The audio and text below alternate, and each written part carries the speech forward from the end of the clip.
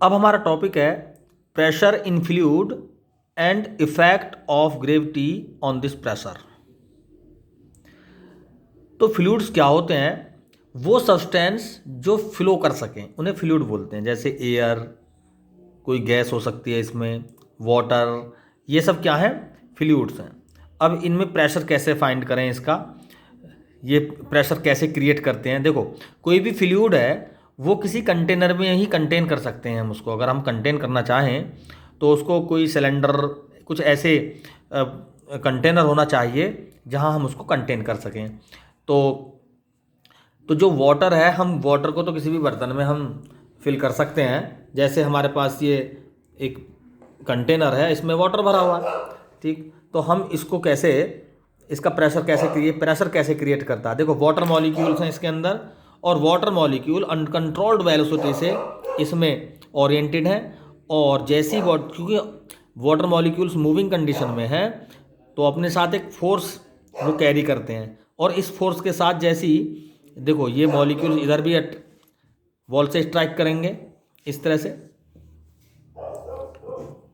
तो ये मॉलिक्यूल्स चारों तरफ को अनकंट्रोल्ड वेलोसिटी से मूव करते हैं।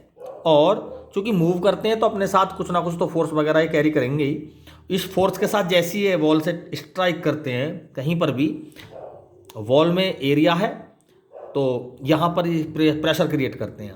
क्योंकि प्रेशर क्या होता है? Force upon area. तो फोर्स तो मॉलिक्यूल्स के पास है ही, एरिया उनको कहाँ मिल गया? वॉल में। तो यहाँ से क्या क्रिएट हो गया? प्रेशर क्रिएट हो गया। यानी इस तरह से ये फ्लूइड मॉलिक्यूल्स जब स्ट्राइक करते हैं अपने कंटेनर की वॉल से तो एक प्रेशर क्रिएट करते हैं। देखो, अब इस बॉटम की बात करते हैं। बॉटम में क्या होता है? बॉटम में भी उसी फोर्स के साथ अट्रैक्ट करते हैं, लेकिन बॉटम में ग्रेविटी का इफेक्ट भी काम करता है। यानी ग्रेविटी हर चीज़ को अपने सेंटर की तरफ खींचती है।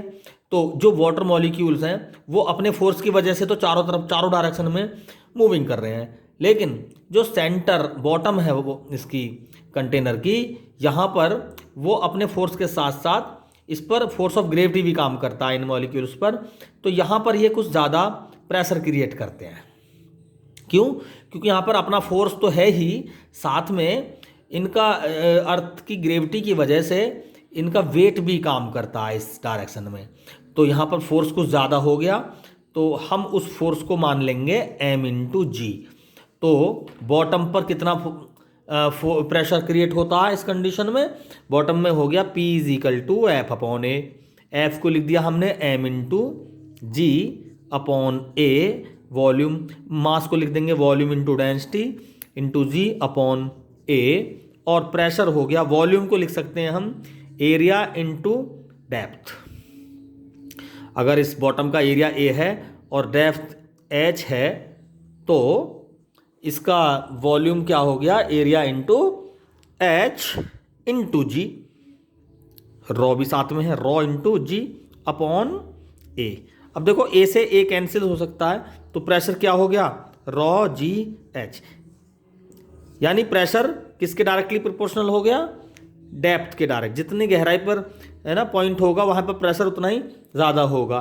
तो बॉटम पे प्रेशर हो गया रॉ GH। बॉटम से कुछ हाइट पर देखें प्रेशर तो इसके रेस्पेक्ट में कुछ कम मिलेगा।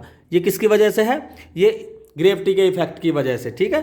तो ये ही क्या है? इफेक्ट ऑफ इसमें ग्रेविटी। अगर ग्रेविटी को हम एब्सेंट कर दें तो वाटर मॉलिक्यूल्स चारों डायरेक्शन में क्या लगाएगा?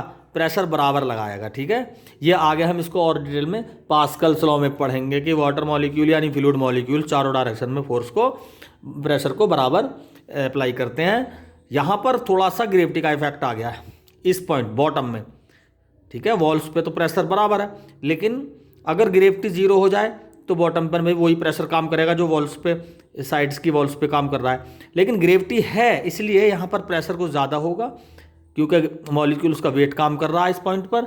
तो वो प्रेशर क्या है? Raw GH। H गहराई जितनी ज़्यादा होगी ये प्रेशर उतना ही ज़्यादा होगा। Thank you.